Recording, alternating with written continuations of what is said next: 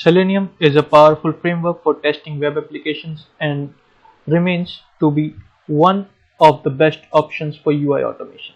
It saves time from constant manual testing so you can focus on other types of testing.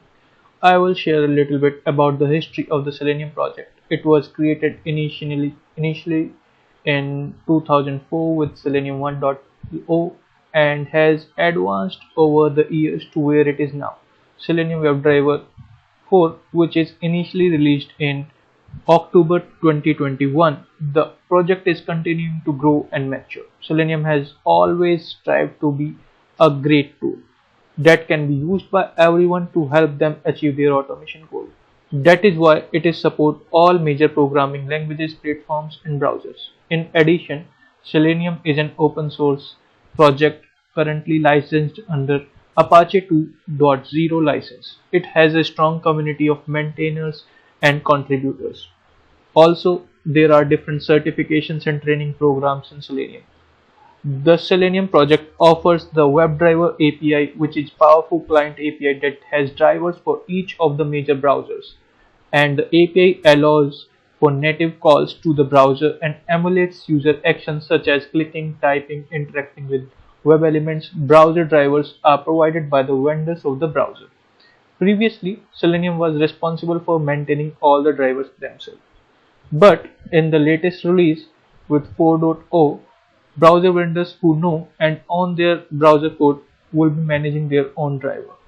W3C specification for a browser automation is based on the open source WebDriver. So there will be standards and guidelines for how the API is used.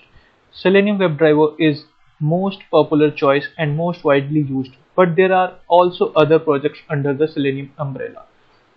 First up is the Selenium Grid. Selenium Grid provides a hub or a central location to allow multiple Selenium tests to run concurrently on both local and remote servers across many platforms and browsers, and it allows tests to be run much faster and with a lot more customization. There is also the Selenium IDE.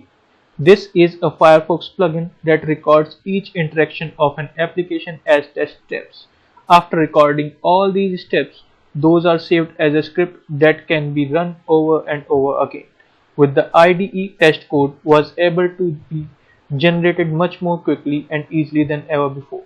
The IDE is a great option for those who want to become more acquainted with element locator and creating test scripts. But the scripts created from the IDE are not maintained or extended easily over time.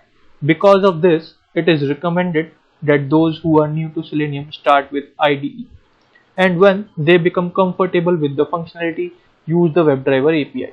In this course, we will focus primarily on Selenium WebDriver, but it doesn't hurt to know about all the projects offers and what's available.